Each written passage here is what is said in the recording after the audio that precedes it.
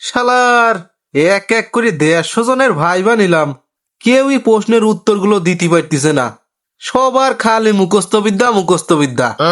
বইয়ের তে খালি মুখস্থ করে আসে আর তুতা পাখির মতো বুলি ছাড়ে খালি, মাথায় কোনো মালই নাই। সেই কারণে এবার বইয়ের বাইরের তে প্রশ্ন সাজাইছি, দেখবো কার মাথায় মাল আছে। কিন্তু সেই রকম তো কোনো ক্যান্ডিডেটই পাচ্ছি নে। এ রতনে, এ পরের জন্য পাঠা দে। স্যার আসবো? আরে হ, আসি বসি পড়েন তো, আর ভাল লাগতেছে না, মেলা ক্লান্ত হয়ে গেছি।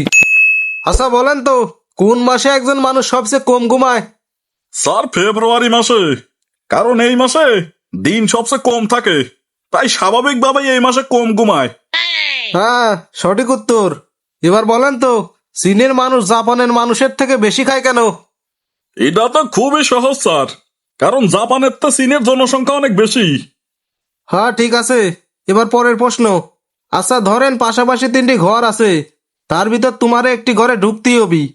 প্রথম ঘরের ভিতর দাও দাও করে আগুন জ্বলতেছে, আর দ্বিতীয় ঘরে বন্দুক হাতে অপেক্ষা করতেছে একদল হিংস্র ডাকাত, আর তৃতীয় ঘরে আছে 5টা সিংহ যারা 3 বছর ধরে কিছুই খায়নি। তাহলে এবার বলো, কোন ঘরটা তোমার জন্য নিরাপদ হবে? এটা তো খুবই সোজা স্যার, আমার জন্য তৃতীয় ঘরটাই নিরাপদ, কারণ 3 বছর না খাওয়া সিংহগুলো নিশ্চয়ই আর বাইচে নাই। বাহ, অসাধারণ উত্তর। আমরা এত কষ্ট করে 6 থেকে 7 দিন ধরে একটা ভিডিও বানাই, কিন্তু সাবস্ক্রাইব করতে 1 সেকেন্ড সময় লাগে মাত্র, তবুও তোমরা সাবস্ক্রাইব করো না। আমরা তো তোমাদের কাছ থেকে আর কিছু চাই না, শুধু একটা সাবস্ক্রাইবই চাই। প্লিজ তোমরা সাবস্ক্রাইব করো প্লিজ। আচ্ছা এবার বলেন তো, এভারেস্ট আবিষ্কার হওয়ার আগে পৃথিবীর উচ্চ শৃঙ্গ কি ছিল? স্যার এভারেস্টই হবি, কারণ তখন তো এভারেস্ট আবিষ্কারই হয় নাই, মানুষ তো আর জানতো না এভারেস্ট বলে কিছু আছে। গুড। এবার বলেন, এমন কি জিনিস যা আমরা খাওয়ার জন্যই কিনি কিন্তু খাওয়া হয় না? স্যার খাওয়ার প্লেট। আমরা তো খাওয়ার প্লেট খাওয়ার জন্যই কিনি, কিন্তু প্লেট তো আর কোনোদিন খাইনি। বাহ, দারুণ দারুণ। এই লোকটারই তো দেখতেছি চাকরি পাওয়ার সম্ভাবনা বেশি। দেহি আর কয়টা প্রশ্ন করিয়ে দেহি, যদি ঠিকঠাক উত্তর দিতে পারে তাহলে এই লোকটারই চাকরি দেব। আচ্ছা এবার বলেন তো, একটি মুরগির ডিম পাকা ঘরের কংক্রিটের মেঝেতে ফেলে দেওয়া হলো কিন্তু ভাঙলো না, কেন? স্যার ওই কংক্রিটের মেঝে এতটাই মজবুত যে সামান্য ডিমের আঘাতে ভাঙবি নে। গুড গুড, ভালো ধরতে পারছো।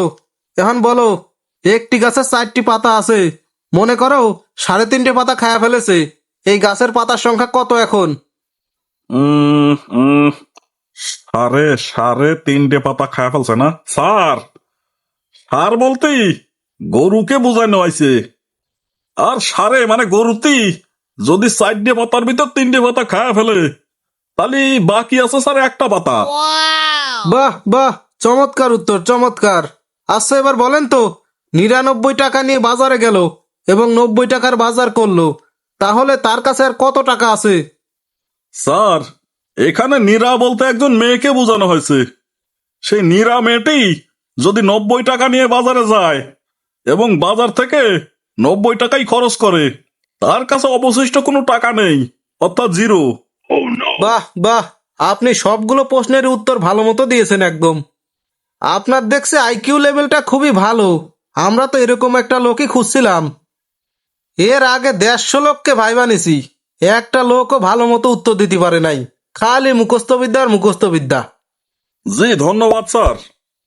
আচ্ছা, আপনি কালকে কাগজপাতি জমা দিয়ে কালকে জয়েন করেন, আর কোনো ঘুষ টুস লাগবে না কলাম। এই ঘুষ নেব না বলেই কষ্ট করে 150 জনকে ভাইবা নিয়ে আপনারে বাছাই করলাম।